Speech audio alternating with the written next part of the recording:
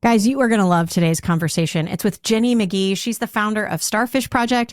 If you don't know what Starfish Project is, they are the people who make all of our Dwell Differently jewelry, and 100% of their profits go to helping exploited women and girls experience freedom, establish independence, and develop careers.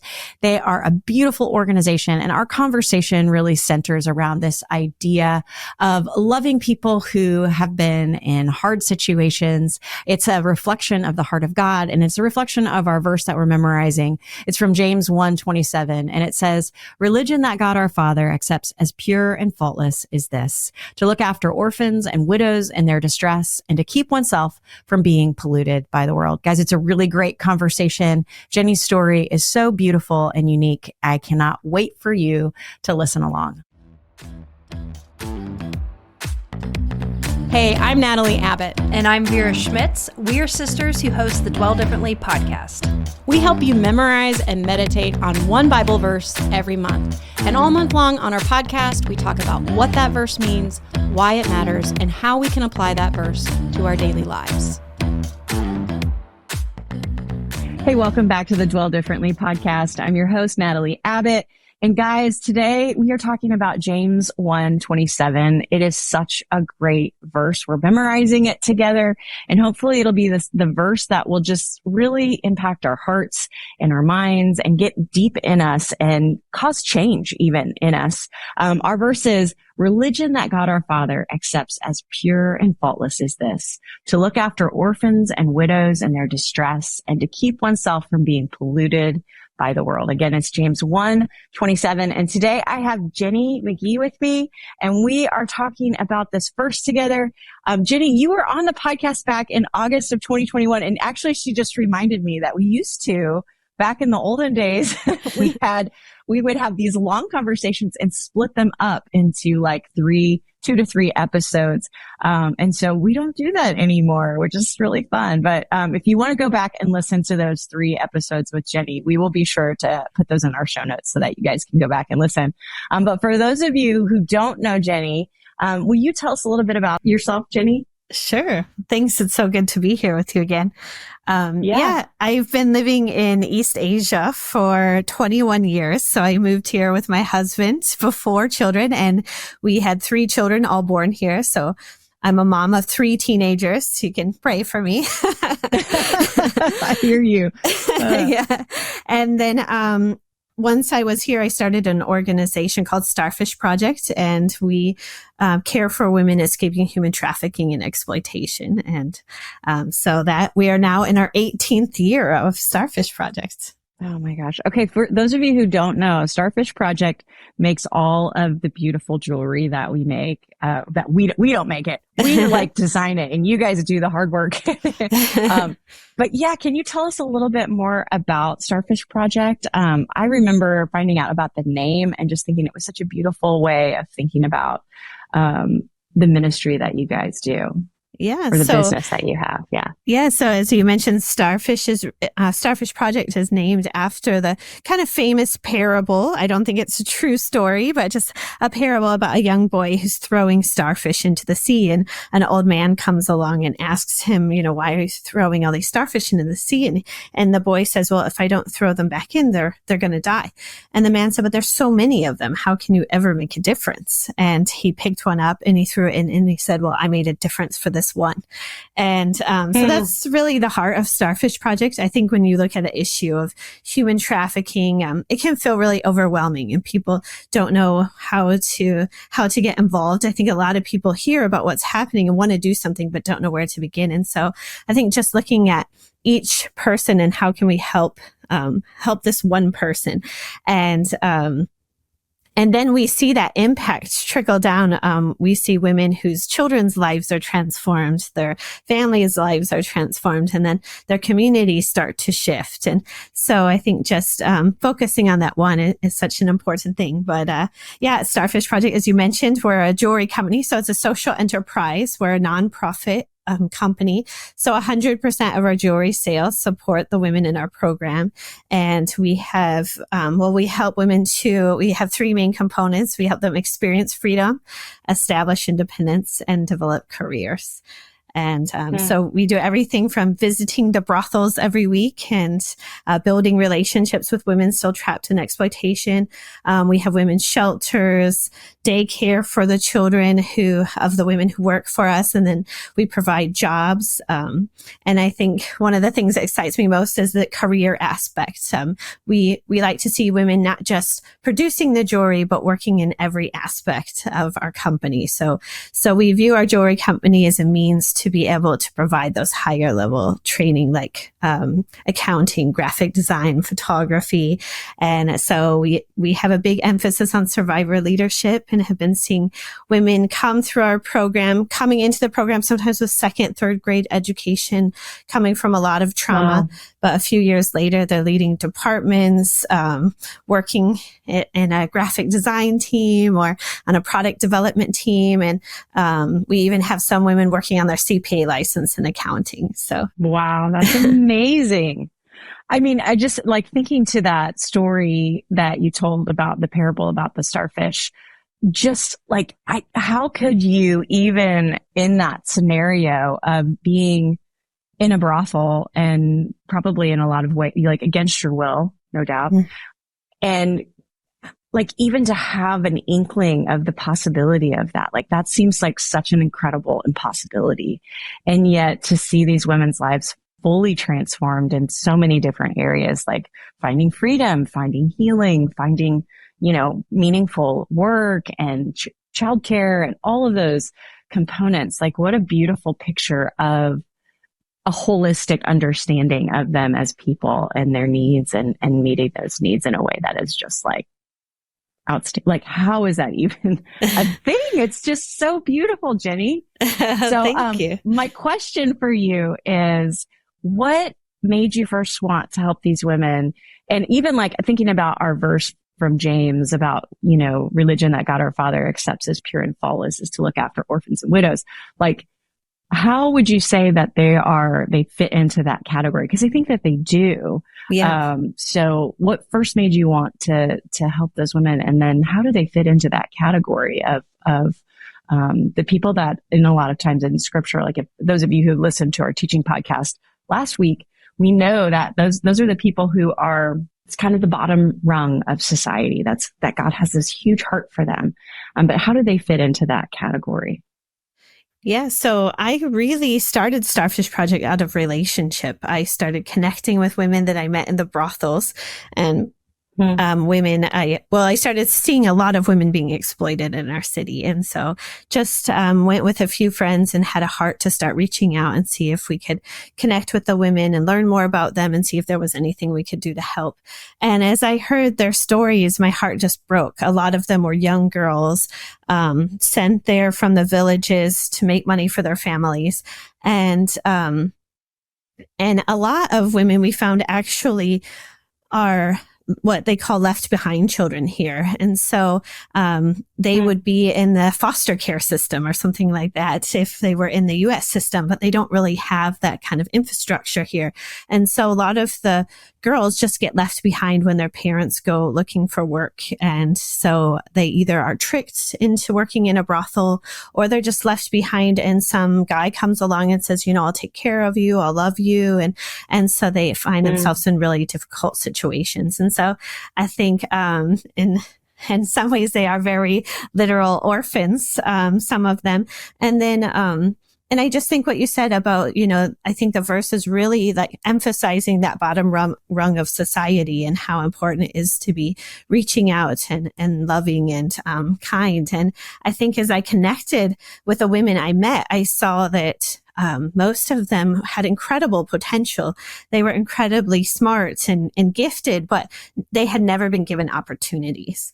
And I think God puts such beautiful gifts in everyone he creates. But I think for some people, they're just never given that opportunity. And so for Starfish Project, we really started as a place of wanting to provide opportunities for those women. And so that was really the heart behind Starfish Project. Yeah. So I have two sort of questions that I think are like the different ends of the spectrum, so to speak. So we've talked a lot about how things are wonderful. Like, how is it wonderful to get to do what you do and to see God at work in the lives of these women? But how also is it really like, it's not all puppy dogs and rain dogs. How is it hard? Yes. Yeah, I think, the amazing things about it are I get to go to work every day and literally see people's lives transformed.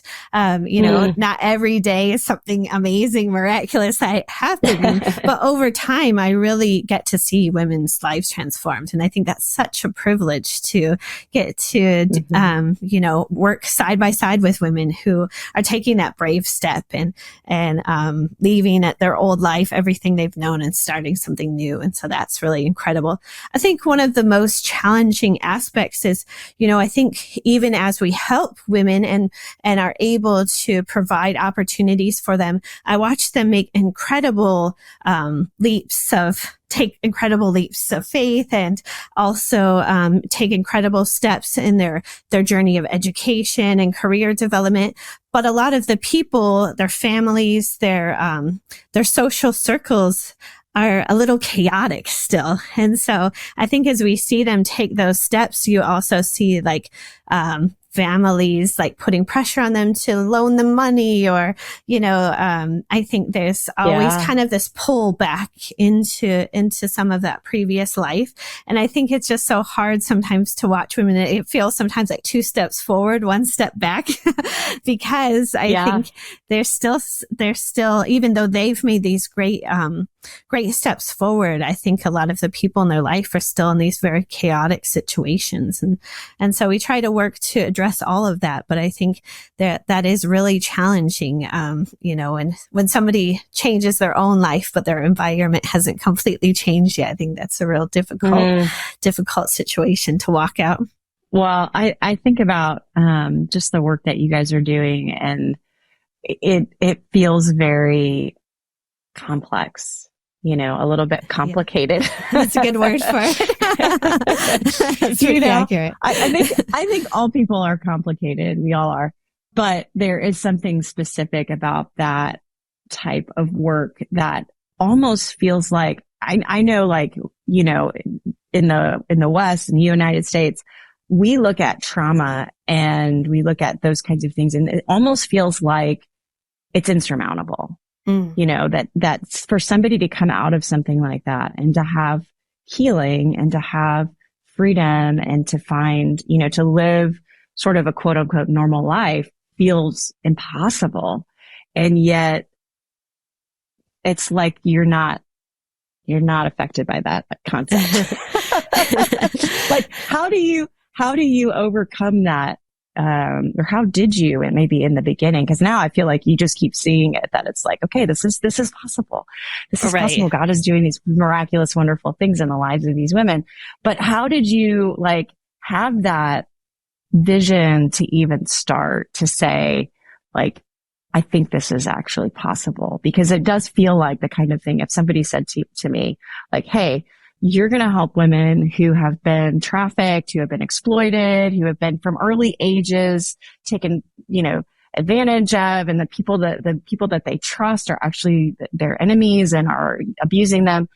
How do you go from that kind of deep trauma to, this actual sort of freedom and beauty that you have? It feels very impossible. But what was it that made you feel like, okay, we're just going to do this anyway?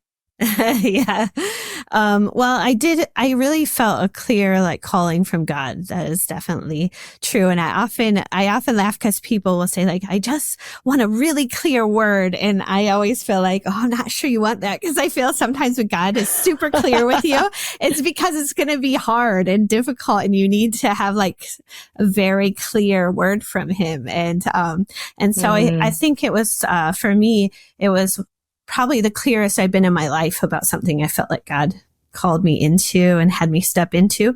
But I think initially, you're not really sure, is it possible? And I hadn't really seen at that time, a lot of people weren't really talking about human trafficking. And so there weren't a lot of other people to look at and see what was possible.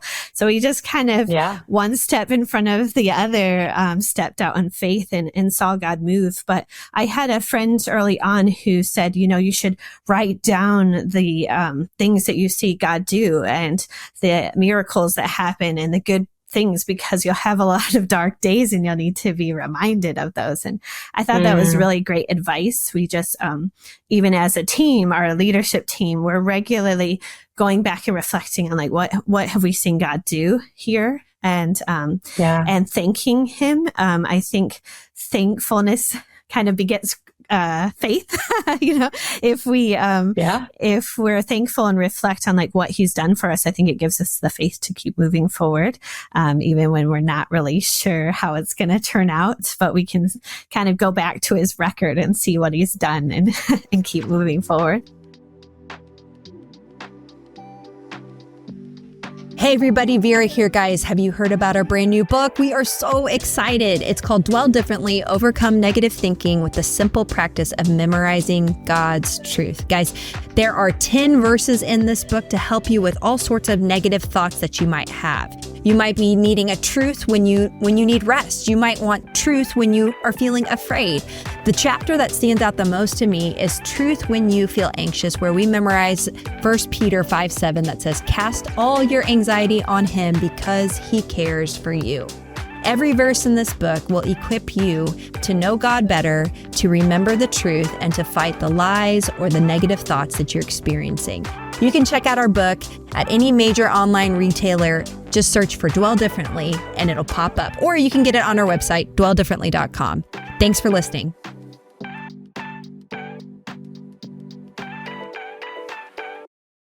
So here's my thought. When, this verse we have, it kind of has these two components, this idea of having this pure and faultless faith that lives in such a way that you're looking after sort of the bottom rung of society. You are expressing the heart of God. You're helping them. So there's that kind of external component. And then there's also this second half, which says that, the other part of what makes God happy or delighted in our religious faith, our practice of our faith, is to keep ourselves from being polluted by the world. And, I think that what's really interesting to me is the type of ministry that you're doing feels very dangerous and honestly just kind of dark and seedy. It just feels like not the right place for believing Christian woman to be like, I'm going to go hang out in the brothels, Probably not where we want to be. And yet this is where God has called you to be. So how do you keep yourself and the people who are in ministry with you from being polluted by that? Because the reality is there's this idea of like secondary trauma where you're dealing with this, you're seeing all of these horrific things. And yet how do you be in the world and not be polluted by it? Right.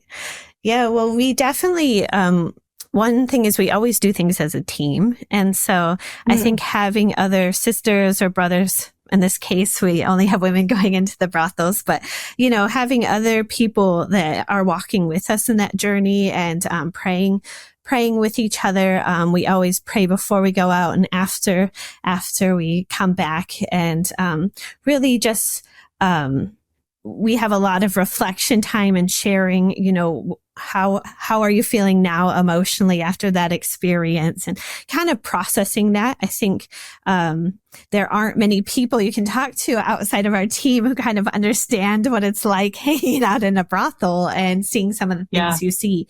And so I think, having that team support and people to really pray with, and then I think just times where I found, you kind of also get used to some things that you see, and you don't even realize there's emotion there, and then it'll catch up with you sometimes. And I remember one day I was getting ready for work, and that week I had met a 12-year-old girl in the brothel. And I remember she said to me, "Oh, on a good day, I can see 10 customers." And I had met a lot of 12-year-old girls in the brothels, but that week my son was turning 12, and it just hit me in a different way. And so I remember getting ready for work, and all of a sudden, it was a few days later, I just started sobbing.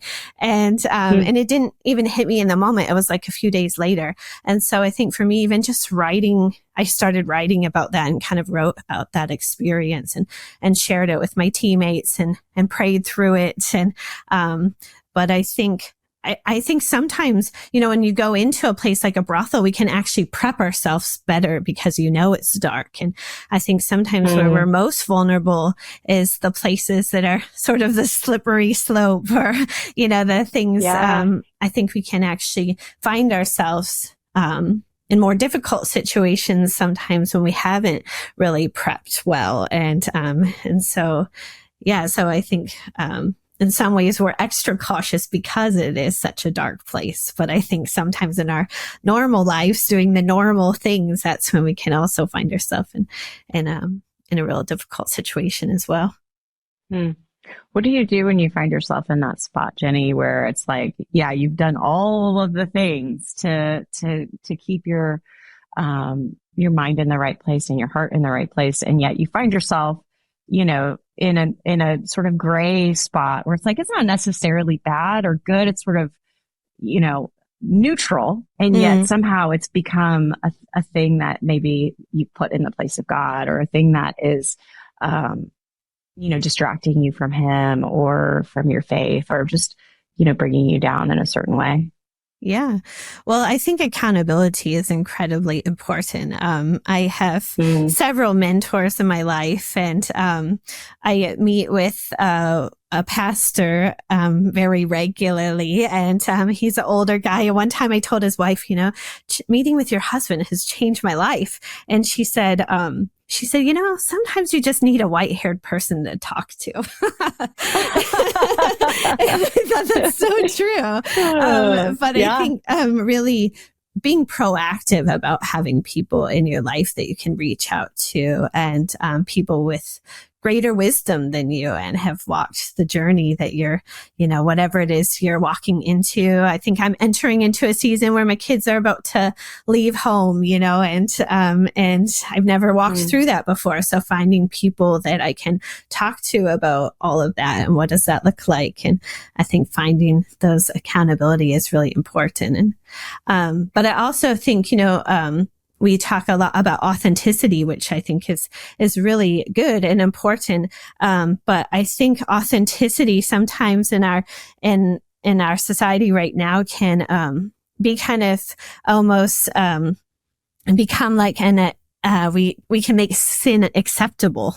And and I think really accountability, or I think that authenticity really needs to be about bringing us into holiness. And if it's not pushing us in that direction, I think it's not helpful. And so I think that's really important too, of, being authentic and real, but also with people who won't just let you sit in that place, but really call you into something better and call you into holiness. And we confess our sins so that we can change, not so that we can sit in them. Right. And make it normalized and like, it's okay. I mean, it is normal. We all sin. Right. But to acknowledge like, that's not where we're called to stay. I think you're kind of touching on this idea of the kind of the two ends of the spectrum of sin, where it's like, you have this response sometimes where it's like, well, then I'm just going to shut it off totally. I'm going to, put myself in a Christian bubble, so to speak, and I'm not going to go out into the world, and I'm just going to be in this space with other people who believe the same things that I do.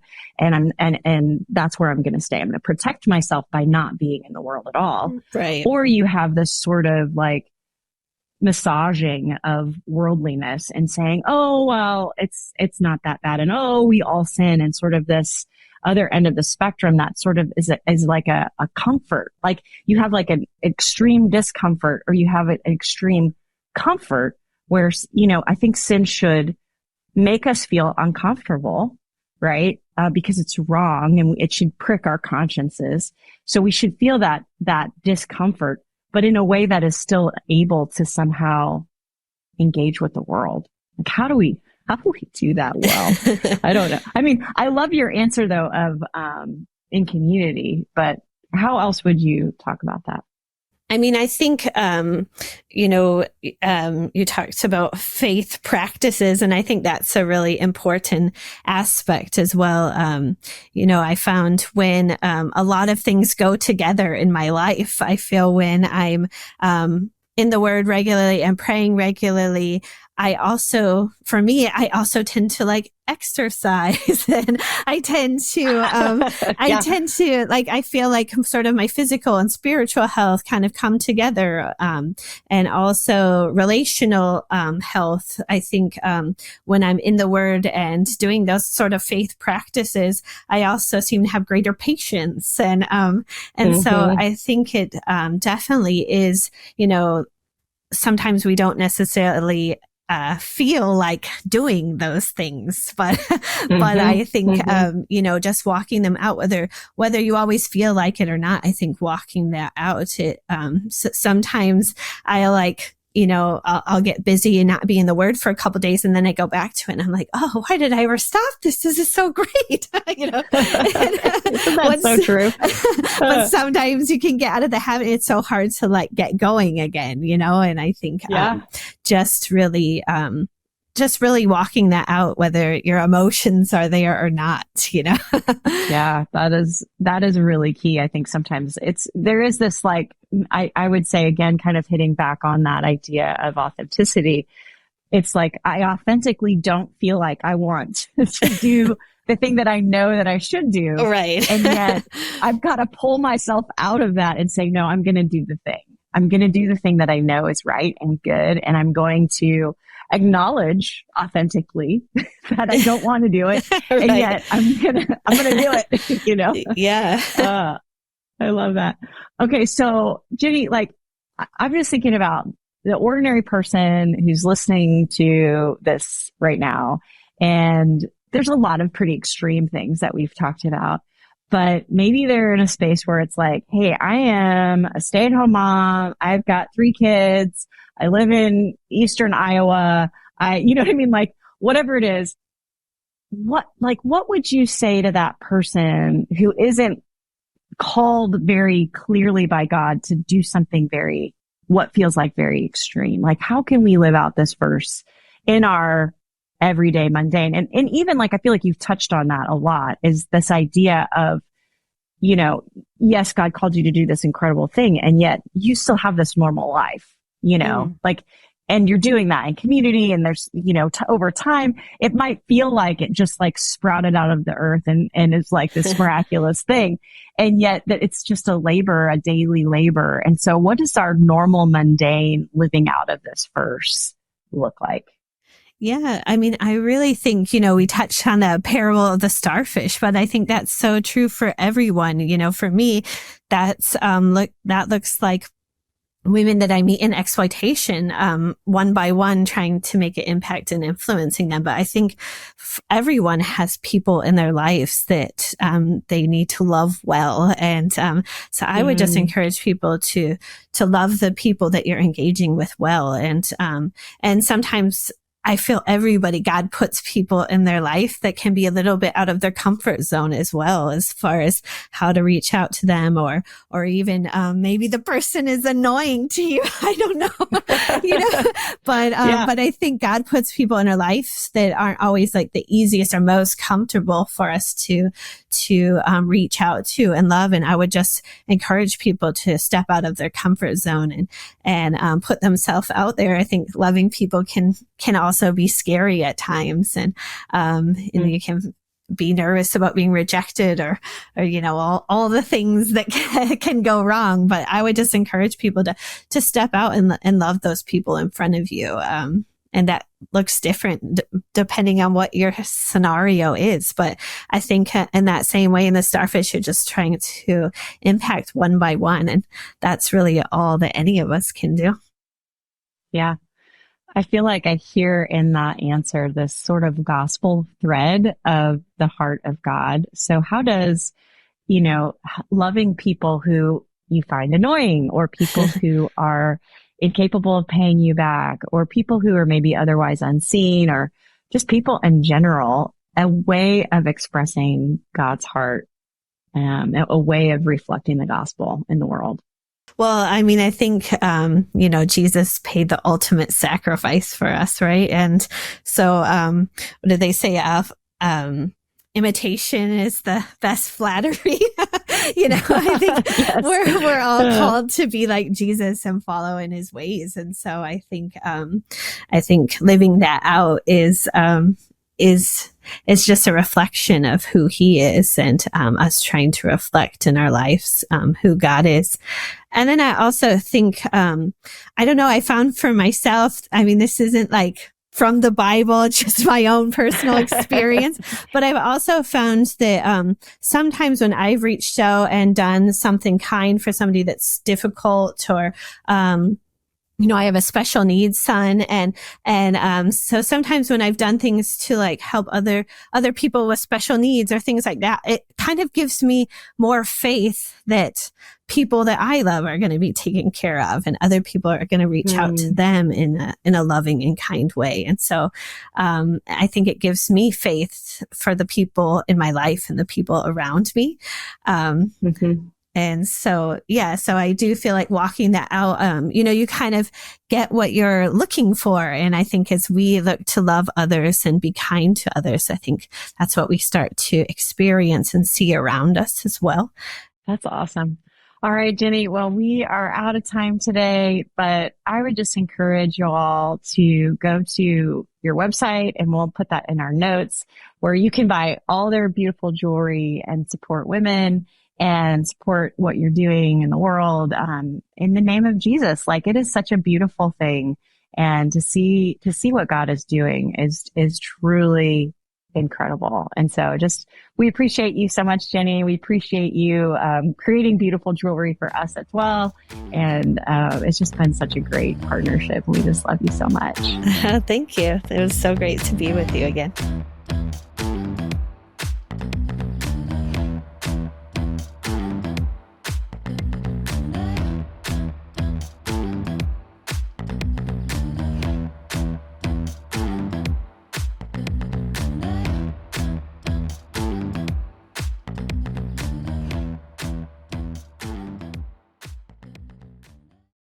Hey, everybody, it's Vera, and I want to ask you a question. Are you enjoying the Dwell Differently podcast? If you're listening every month and you're taking away snippets that you can apply to your life, we'd love to hear about that. The best way to help others know about the Dwell Differently podcast is to rate and review our podcast. So if you don't mind, if you're enjoying the show, we'd love for you to hop on over to wherever you're listening and leave a review, leave a rating, and let other people know just how much you're enjoying studying God's Word with us.